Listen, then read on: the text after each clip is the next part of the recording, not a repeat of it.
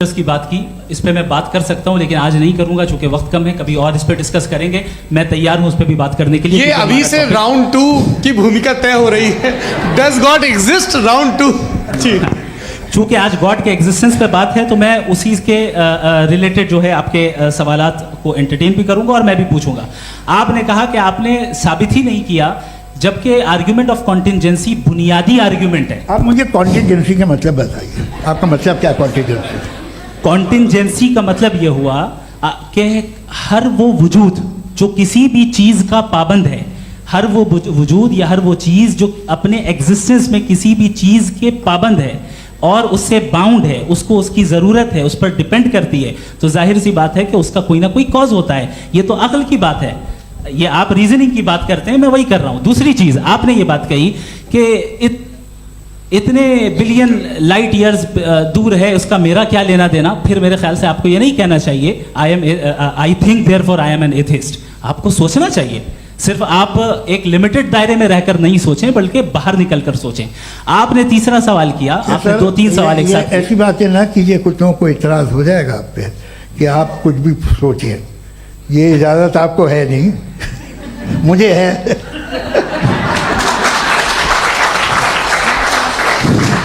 जी, आपने problem of evil के ताल्लुक से सवाल किया और बार बार आप एक लफ्ज रिपीट कर रहे हैं कि ओमनीपोटेंट गॉड है, ऑल पावरफुल गॉड है। यही तो दरअसल समझना है कि गॉड का कॉन्सेप्ट क्या है। प्रॉब्लम ऑफ इविल जो है, प्रॉब्लम ऑफ इविल दर हकीकत 2 असम्पशंस पर कायम है। अगर आप इन 2 असम्पशंस को समझ जाएं तो ये प्रॉब्लम नहीं रहेगी, आर्ग्यूमेंट आपको समझ में आ जाएगी कि ये कोलैप्स कर जाता है। पॉइंट नंबर 1, यानी जो आपका सबसे पहला फॉल्स असम्पशन है कि गॉड मर्सीफुल है, ओमनीपोटेंट है, दुनिया में जुल्म हो रहा है। लेकिन आपको यह समझना चाहिए कि हमारे वर्ल्ड व्यू के मुताबिक गॉड सिर्फ ओमनीपोटेंट और सिर्फ मर्सीफुल नहीं है, बल्कि वो ऑल वाइज भी है और वो ऑल नोइंग भी है। उसके हर काम के पीछे हिकमत और विजडम है। ये कोई जरूरी नहीं है कि वो हिकमत और विजडम आपको समझ में आए या मुझे समझ में आए। अगर आप जो समझ रहे हैं उसके मुताबिक आप फैसला कर रहे हैं, ये लिमिटेड पर्सपेक्टिव से आर्ग्यूमेंट है। और इस चीज को हम अपनी दुनिया में, अपने लाइफ में, डेली लाइफ में इस प्रिंसिपल को एक्सेप्ट करते हैं। हम जब किसी डॉक्टर के पास जाते हैं, डॉक्टर के पास जाकर वो अगर उसने हमें कोई दवाई दी है तो हम ये तो नहीं कहते कि जब तक आपके पास जितना नॉलेज और जितना विजडम नहीं है, आपने क्यों ये दवाई दी है, तब तक हम इस चीज को एक्सेप्ट नहीं करेंगे। नहीं कहते, हम उसकी अथॉरिटी को तस्लीम करते हैं। क्यों? क्योंकि उसकी हम जानते हैं कि वो नॉलेजेबल है, वो विजडम वाला है, हमसे ज्यादा नॉलेज और हमसे ज्यादा विजडम है। बताएं सर। डॉक्टर में और खुदा में बड़ा डिफरेंस है। डॉक्टर पढ़ा लिखा होता है, एक तो मैं उसकी बात सुनूंगा। 2 ये नहीं, कुछ जवाब तो ये भी नहीं है। सर प्लीज, अगर सब ऑडियंस से बोलने लगेंगे तो फिर मतलब नहीं सिविलाइज्ड बहस का। मतलब आप ये कहें कि चूंकि आप डॉक्टर पे बिलीव करते हैं इसलिए खुदा पे बिलीव किए, क्या ये मिसाल आपको समझाने के लिए आर्ग्यूमेंट है, इस पे आपको एतराज नहीं है। तो सिंपल बात ये है कि मैं अगर ये यकीन कर लूँ कि एक ओमनीपोटेंट, उसकी मसलहत है, ये जो बच्चे मर रहे हैं ये मसलहत है उसकी, मुझे नहीं चाहिए थी मसलहत। उसकी मसलहत नहीं, यही तो समझना है, मतलब एक्सपीरियंस। अच्छा, इस आपने अभी मेरी बात पूरी सुनी नहीं। मैंने कहा आपका पूरा आर्ग्यूमेंट 2 फॉल्स असम्पशंस पर है। एक फॉल्स असम्पशन मैंने बता दिया, दूसरा फॉल्स असम्पशन यह है कि इस दुनिया में इविल के होने का कोई गुड रीजन नहीं है, जबकि हमारे पास बाज रीजंस मौजूद हैं, हमारे पास बाज वजूहात मौजूद हैं। अगर इस दुनिया में इविल ना हो तो आप गुड को डिफाइन कैसे करेंगे? अगर जुल्म ना हो आप इंसाफ को समझेंगे कैसे? अगर तारीकी ना हो तो आप लाइट को समझेंगे कैसे? बहुत अच्छे। अभी और सुन लें, अभी और बाकी है। ये तो बात बहुत पसंद आई साहब मुझे कि जब तक रेप ना हो तब तक औरतों की इज्जत का ख्याल आपने मेरा जवाब पूरा सुना ही नहीं। जब तक के बच्चों का कत्ल ना किया जाए तब तक आपको बच्चों की मासूमियत की इज्जत। आपने पूरा जवाब सुना ही नहीं। क्या बात है, क्या आपने नुक्ता निकाला? आपने पूरा जवाब सुना ही नहीं। आप सुन लें, मेरी बात सुन लें।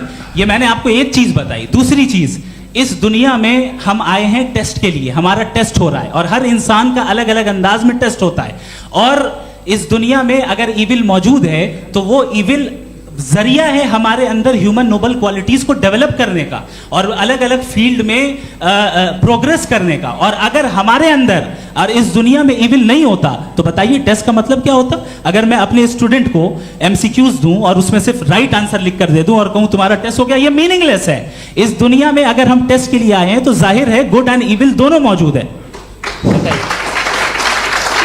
तो अगर गुड एंड ईविल दोनों मौजूद है तो ये ईविल भी खुदा का बनाया हुआ है।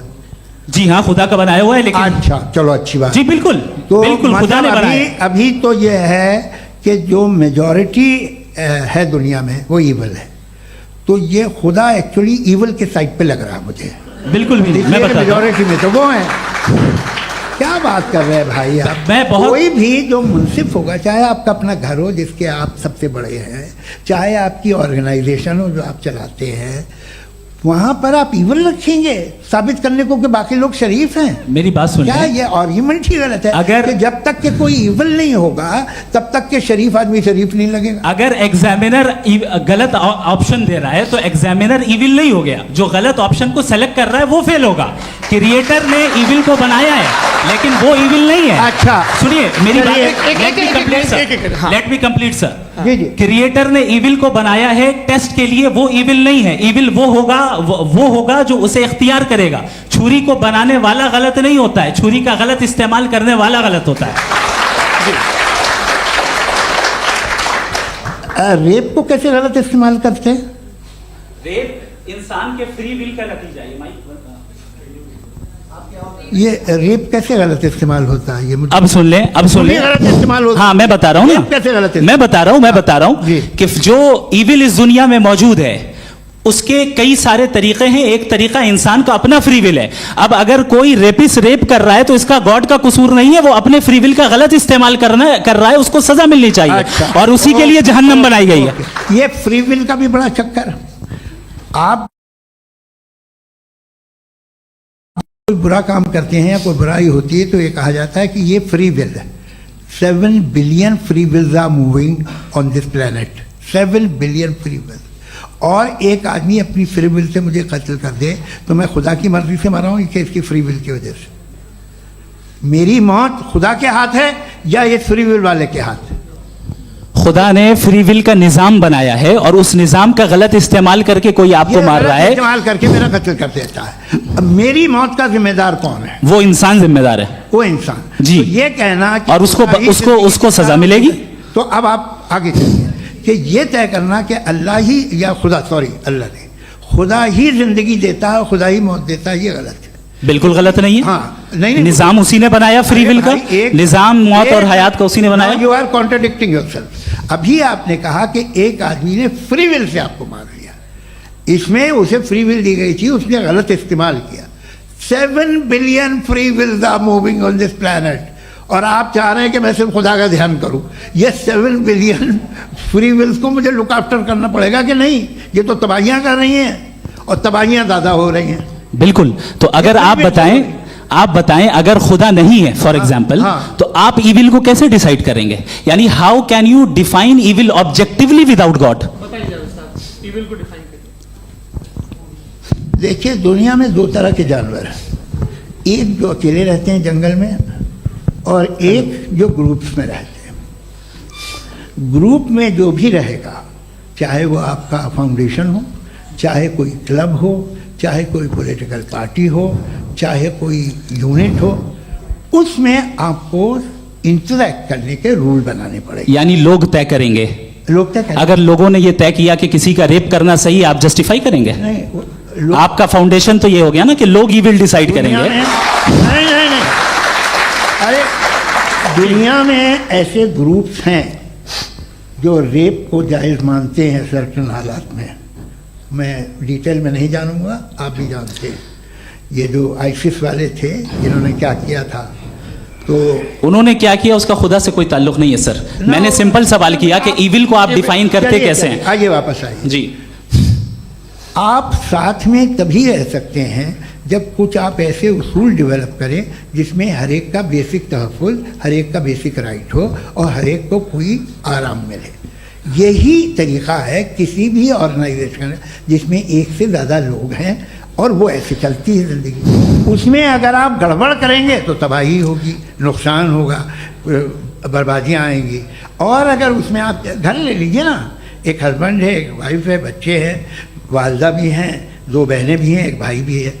अब इसमें कोई निज़ाम आपको चाहिए साथ में रहने का और एक दूसरे पे भरोसा रहे, एक दूसरे के बहीख्वाह हों, एक दूसरे की मदद करें, ऐसी जिंदगी। सर आपकी बात आ गई, आप ये कह रहे हैं कि लोग डिसाइड करेंगे क्या सही है क्या गलत है, यही है मेजॉरिटी डिसाइड करेगी क्या सही है क्या गलत है। अरे भाई बिल्कुल, मेजॉरिटी अगर ये कहे कि नाजी जर्मनी के साथ जिस तरह मेजॉरिटी थी कि जेनोसाइड करना सही, आप जस्टिफाई करेंगे?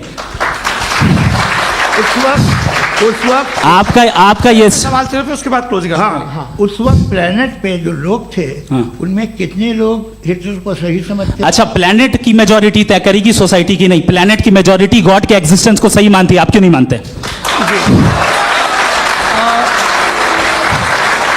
ये हेलो हेलो हेलो, ये क्रॉस क्वेश्चन का राउंड यहाँ पर समाप्त होता है। और ये बड़ा अच्छा है कि इस तरह से फ्रेगमेंट कर दिया गया है ताकि जो मरकरी ऊपर जा रहा है मैं एक बात का नीचे आ जवाब जाए। दे दूं।